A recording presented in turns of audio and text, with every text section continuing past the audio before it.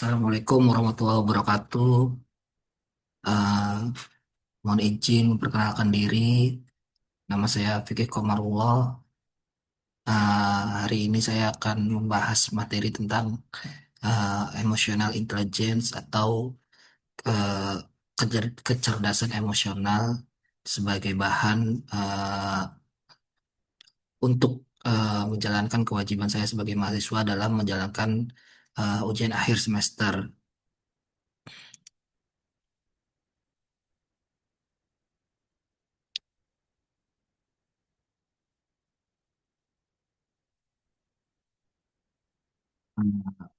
Emotional intelligence ini eh, yang akan saya bahas adalah tentang mengenali emosi, mengelola respon, dan membangun hubungan yang lebih sehat. Sebenarnya kecerdasan apa namanya emotional intelligence ini bukan tentang menahan emosi ya. Sebenarnya emosi kan sebagian dari kita ya manusia ya kan kita pasti memiliki emosi. Jadi kecerdasan emosi ini bukan berarti kita tidak boleh mempunyai emosi ya, tapi bagaimana cara kita mengendalikan emosi. Jadi kalau saat kita sedang dalam keadaan emosi ya, yang penting adalah tuh apa yang kita lakukan setelah emosi itu muncul. Emosi tentunya memberikan sinyal ya. Kecerdasan emosional itu yang membantu kita untuk memilih respon. Yang pertama harus dipahami adalah ketika eh, menghadapi situasi yang emosional ya kita harus sadar diri gitu ya atau self awareness, bagaimana emosi itu bisa muncul, kemudian kita juga harus menempatkan diri kita eh, sebagai manusia lah kita juga punya perasaan yang jangan langsung meluap-luap kalau sedang mengalami situasi emosional. Kemudian dari kesadaran diri itu kita juga harus pandai dalam mengelola diri atau mengelola simpati ya Kak. Mengelola diri atau mengelola emosi kita di diri kita. Jangan sampai emosi kita tuh terlalu berlebihan sehingga keluar akhirnya hal-hal yang tidak ingin kita ucapkan yang kemudian nantinya tentunya pasti akan disesali oleh kita. Nah, itu tadi juga saya sudah bahas kalau misalkan kita juga harus memikirkan empati ya, karena kan kita manusia kadang kalau emosi itu sudah eh, menguasai diri kita, kita pasti akan eh, bisa saja gitu kita apa saja bisa keluar dari mulut kita gitu loh, sehingga menyakiti orang lain gitu. Hubungan ini juga tentunya berasal dari kesadaran diri, pengolahan diri, empati. Hubungan ini adalah ya tentunya untuk memunculkan hubungan yang sehat ya antar sesama manusia. Ada 5 kemampuan inti dalam kecerdasan emosional. Yang pertama tadi juga sudah sempat dibahas tentang self awareness ya, atau mengenali emosi, kekuatan dan keterbatasan diri. Jadi kita memang harus eh, memahami diri kita sendiri dulu, bagaimana kesadaran kita lah memahami kesadaran diri kita supaya eh, kita dapat mampu mengenali emosi gitu. Misalkan emosinya gara-gara di jalan macet gitu kan yang padahal sebenarnya ya memang harusnya macet gitu loh. Kita tidak perlu memikirkan bagaimana apa ya kita tidak perlu memikirkan harus emosi gitu. Padahal kan memang ya memang jalannya macet mau diapain ya kan. Harusnya kita memang mengenali itu, jangan berpikir kayak kita macet lama, jadi nggak bisa pulang lebih cepat dan sebagainya ya kan. Jadi kita harus mengenali dulu bagaimana emosi itu datang eh, kepada diri kita ini. Kemudian ada self management ya. Ya memang emosi tadi memang setelah dikenali memang kadang pun ya memang datang secara tiba-tiba gitu kan. Secara tiba-tiba entah memang lagi macet, kita sudah tahu lagi kondisi lagi macet tapi ada saja orang-orang yang memang tidak bisa kita atur ya kan. Memang kan kita hanya bisa mengandalkan diri kita sendiri ya kan, kita tidak bisa mengendalikan orang, ada yang buru-buru pengen cepat gitu kan, tahu-tahu nabrak motor kita dari belakang atau dari samping gitu kan. Nah, itu memang kita harus mengatur impuls dan memilih respon yang tepat ya. Jangan, ya memang kondisinya memang sedang macet dan orang banyak buru-buru pengen pulang gitu kan. Ya mungkin orang tersebut tidak mampu mengendalikan, tidak mengerti self awareness-nya dan tidak mampu mengendalikan impulsnya. Jadi buru-buru cepat akhirnya nabrak kita gitu kan. Akhirnya ya itulah, respon kita tuh harus memilih, kita harus memilih respon yang tepat gitu sebelum marah. Ada apa ya kan? Kita harus berpikir secara kritis dulu di otak kita nih, apa yang terjadi gitu kan. Jangan-jangan mungkin saja dia cepat-cepat karena di rumah anaknya sedang sakit atau orang tuanya meninggal, atau sebagainya, hal-hal yang mungkin memang secara empati perlu diberikan, perlu diberikan inilah apa namanya ya, ya jalan lebih dulu lah, jalan lebih dulu untuk pulang walaupun memang macet gitu.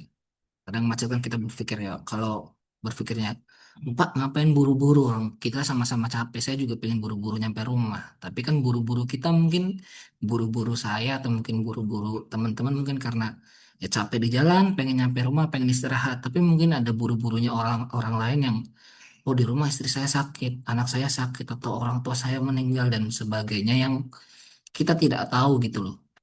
Nah, itulah pentingnya memilih respon yang tepat. Ya mungkin coba ditanyakan, kenapa Pak, kok bisa ngebut-ngebut dan sebagainya, pelan-pelan. Oh ternyata benar, ternyata oh Pak, saya, eh, orang tua saya meninggal di rumah, jadi saya buru-buru, mohon maaf dan sebagainya.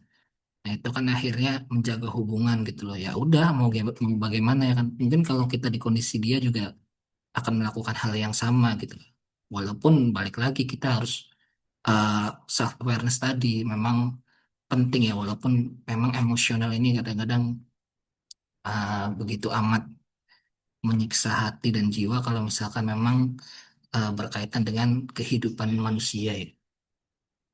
Kemudian yang ketiga itu ada motivasi atau motivation, itu menjaga dorongan untuk tetap bergerak menuju tujuan. Yaitu misalkan kita memang, dalam hal ini apa ya, eh, koridornya, saya contoh analogikan tadi dia masih masih di jalan yang macet gitu ya. Ya itu kita sudah self awareness, kemudian self management, kita juga harus tetap menjaga tujuan kita untuk tidak, eh, terpancing dalam emosi. Kemudian ada empati, memahami perasaan dan sudut pandang orang lain. Ini balik lagi seperti yang saya bilang tadi ya kan, tidak semua, eh, kadang-kadang di jalan lagi capek-capeknya gitu kan, kadang kita lupa yang namanya empati gitu kan. Kita juga harus mengerti gitu kalau kondisi di jalan memang seperti itu ya, mau bagaimana, dan kondisi orang memang berbeda-beda gitu. Jangan berpikiran kayak, oh saya juga pengen buru-buru, pengen nyampe rumah, sama. Padahal orang lain buru-burunya mungkin berbeda gitu. Jadi ya mungkin kita harus lebih mengerti, atau mungkin, ada orang tua gitu yang sebenarnya kita yang hidup di Indonesia sudah tahu ya bahwa bapak-bapak atau ibu-ibu yang sebenarnya ya SIM-nya yang pasti sudah jelas sangat diragukan, dan juga kemampuan mengemudinya apalagi ya kan. Tapi ya, ya itu kita harus memahami itu juga. Jangan sampai ibu-ibu bawa anak ya kan, ya memang nggak pernah bawa motor dengan baik gitu ya, tahu-tahu, nyenggol kita ya kan, ada anak kecil di situ, atau bapak-bapak ada anak kecil, kita tidak memahaminya ya kan, ada anak kecil yang memang masih dalam proses pendidikan ya, tahu-tahu kita marah-marah. Coba bagaimana perasaan si anak kecil tersebut ya kan. Walaupun mungkin kondisi kita sampai ditabrak, sampai berdarah dan sebagainya, tapi ya itu, berarti kita harus memperhatikan empati, dari orang lain gitu loh. Makanya kita harus mencari sudut pandang dari perasaan orang lain. Kemudian ada social skills. Social skills ini ya, bagaimana cara kita membangun komunikasi, dan relasi yang efektif. Ya itu memang pentingnya setelah memiliki lima kemampuan tadi itu kita memang harus menjaga social skill ya kan. supaya komunikasinya tidak saling apa ya membenturkan emosi gitu. Kadang walaupun kita sudah berpikiran dingin gitu kan, sudah apa ya berarti kita udah sama-sama dingin, tapi kadang-kadang mungkin ada satu dua kata yang mungkin tidak dipahami dengan baik itu oleh lawan bicara kita. Jadi dia bisa jadi emosi gara-gara kita salah memilih kata ya, karena ya ini social skillsnya kurang. Kadang-kadang kita memilih kata yang kurang baik, mungkin menurut kita mungkin kayak sepertinya harusnya nggak apa-apa ya gitu. Tapi mungkin menurut orang lain, oh hal kayak gini nggak boleh nih gitu, nggak boleh dibiarin. Padahal kita udah ngomong baik-baik tuh, misalkan kayak maaf, misalkan seperti kejadian tadi ya, kita ditabrak orang dalam kondisi yang sama-sama macet gitu ya. Terus bapaknya bilang seperti, maaf Pak, saya buru-buru. Oh, orang tua saya di rumah sedang sakit. Saya khawatir tidak sempat membawanya ke rumah sakit, ya kan. Misalkan kita dengan santai dan dingin gitu. Oh iya Pak, nggak apa-apa ya kan. Hati-hati di jalan gitu kan. Apa namanya? Ya namanya orang pasti sakit. Nah, namanya orang pasti sakit. Semoga lekas sembuh untuk orang tuanya. Kata-kata nah, namanya semua orang pasti sakit mungkin terdengar seperti biasa aja. Cuman si bapak ini keadaan emosionalnya sebenarnya sedang tidak stabil gitu ya. Walaupun dia juga sama sudah mencoba berpikiran dingin dengan memohon maaf terlebih dahulu gitu ya. Cuman kata-kata seperti itu bisa menyinggung gitu, bisa menyinggung emosi orang gitu. Jadi memang kita harus membangun komunikasi dan relasi yang efektif untuk menyampaikan pendapat kita. Ini juga sebagai salah satu contoh ya, zaman sekarang kan memang memang zamannya chat-chat lah, chat-chat eh, apa namanya, chat WA atau chat lain atau pesan gitu ya. Kalau dulu kan masih pakai surat-surat, sekarang udah chat lah, zaman-zaman anak sekarang ya kan. Kadang-kadang kita misalkan chatnya gak dibalas gitu sama sama istri atau sama teman atau sama atasan, rekan kerja gitu. Kayak berpikir kayak kadang emosi tuh langsung berpikir langsung langsung apa ya langsung hadir di diri kita tuh seperti kayak loh, kenapa nih nggak dibales ya? Padahal biasanya balas gitu kan. Kok dia sengaja ya kayak mengabaikanku gitu kan. Terus kayak kadang-kadang kita juga langsung marah atau kayak kirim banyak pesan. Zaman sekarang udah PPPP kan.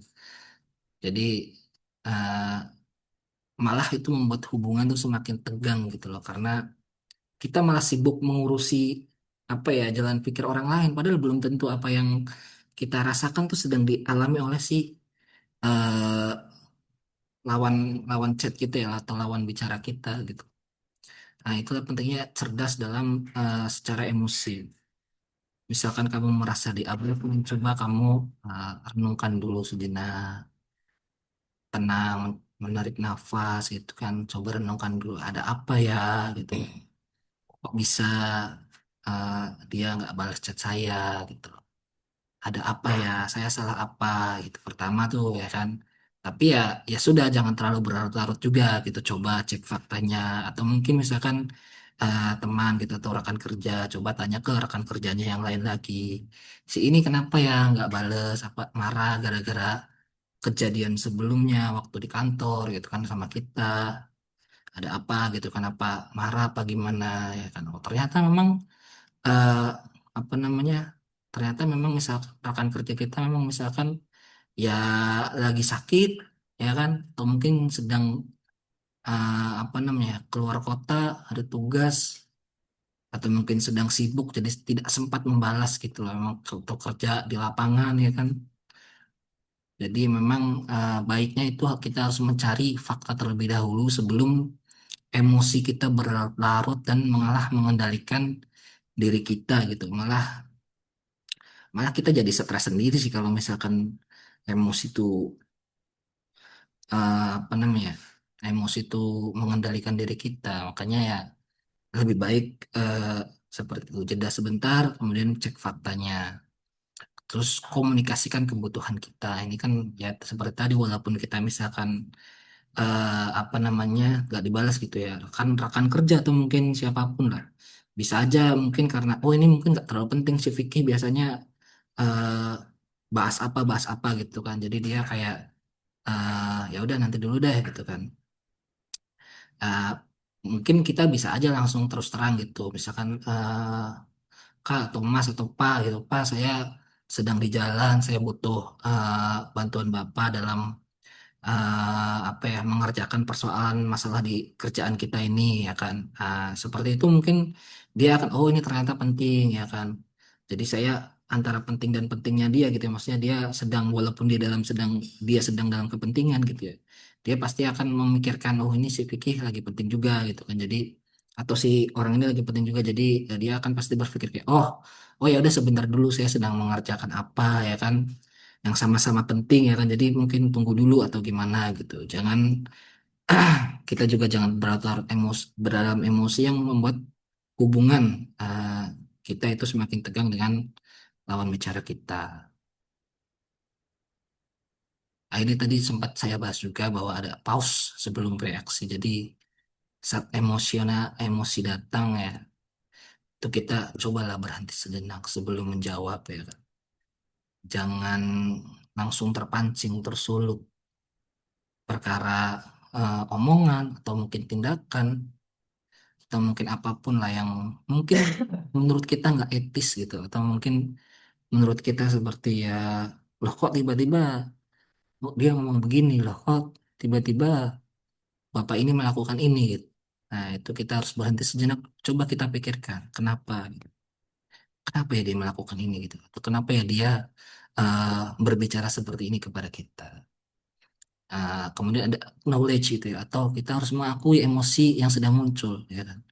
Wah gue emosi nih gitu kan, atau saya emosi nih, kita harus mengerti gitu bahwa emosi itu sedang muncul di dalam diri kita ya kan. Kemudian cari tahu pemicu dan kebutuhan baliknya ya kan.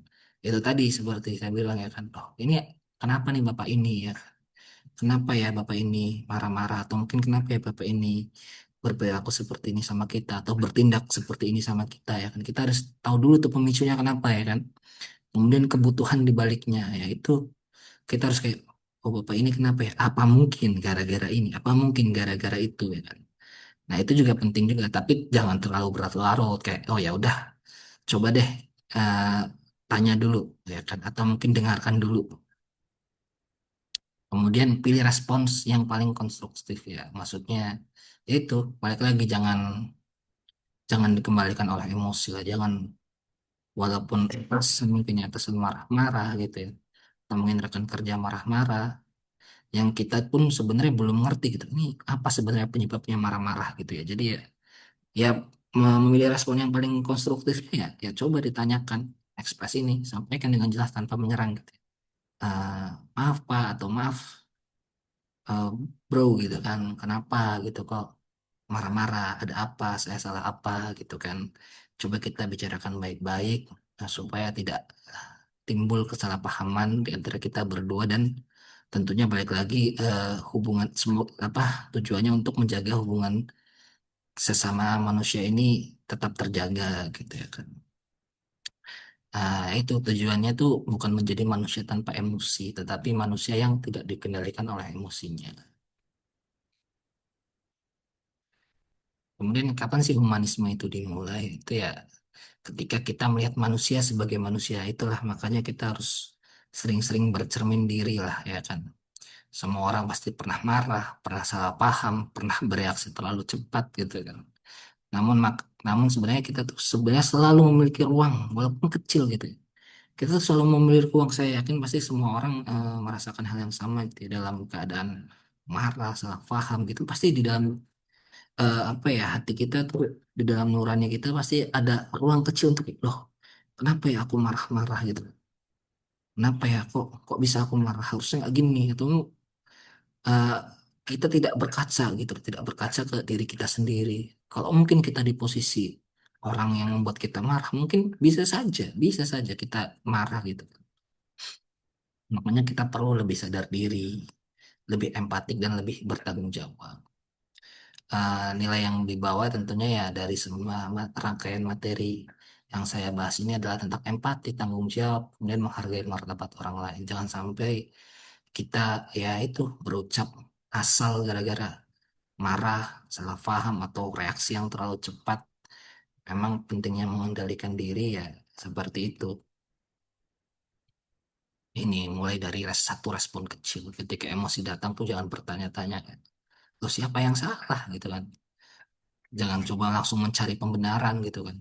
Seperti misalkan tadi tentang kesalahpahaman gitu ya di lingkungan kerja lah. Ada rekan-rekan kerja yang marah-marah, kita nggak tahu penyebabnya ya kan. Kadang respon diri kita tuh langsung kayak, oh siapa yang salah? Aku tahu-tahu marah-marah ya kan dan sebagainya. Padahal ya itu mungkin respon yang paling tepatnya. Loh, seperti apa ya cara membuat situasi ini menjadi lebih baik gitu kan. Kita harus berpikir tuh, kayak loh kenapa ya dia marah? Oh mungkin gua ada salah, mungkin saya ada salah gitu kan. Bagaimana cara apa namanya menghentikan marahnya dia supaya hubungan kerja kita, hubungan kerja yang sudah terjalin baik ini tidak menjadi hubungan kerja yang renggang atau mungkin tegang gitu kan. Nanti duduk diam-diaman dan sebagainya ya kan. Nah, ini perlu kita timbulkan respon tersebut di diri kita gitu. Jadi ya seperti yang saya sebutkan tadi, coba tanya dulu, ya. Renungkan, pikirkan loh, kenapa ya dia marah? Mungkin mungkin saya bikin kesalahan. Apakah mungkin dia salah paham dan lain sebagainya ya? Karena setelah ya kita dengarkan dulu dia marah-marah. Jangan coba coba memotong orang sedang berbicara. Kadang namanya emosi sedang meluap-meluap, kita biarkan saja dulu. Setelah tenang, baru coba dibicarakan baik-baik. Seperti loh, mohon maaf Pak atau mohon maaf, gimana bro ya kan? Kenapa kau marah? Jujur apa yang tadi kamu kan saya kurang mengerti ya kan? Soalnya saya tidak melakukan apa-apa ya kan? Loh ternyata bukan kamu tuh ya kan? Oh iya gitu. Kita jadi obrolan bisa terasa lebih cair dan kita juga sesama manusia bisa saling memahami. Ya, mungkin itulah sekian presentasi kali ini yang saya sampaikan. Semoga rekan-rekan atau ibu dosen dapat memahami materi yang saya sampaikan ini terkait emotional intelligence atau kecerdasan emosional. Ya, bagaimana cara kita uh, mengendalikan diri, mengendalikan emosi. Ya. Seperti yang saya sudah sampaikan tadi, kalau ya sebenarnya kita memang manusia, kita tidak pernah luput ya dari yang namanya salah atau emosi. Memang emosi datang secara tiba-tiba, jadi ya pahami saja gitu dari mana emosi tersebut datang dan bagaimana cara kita mengendalikan emosi itu. Karena memang kalau orang terlalu berlarut-larut dalam emosi pasti akan menimbulkan hal yang nggak baik. Itulah mungkin sekiranya itu yang dapat saya sampaikan atas perhatiannya dan eh, waktunya. Saya ucapkan terima kasih. Assalamualaikum warahmatullahi wabarakatuh.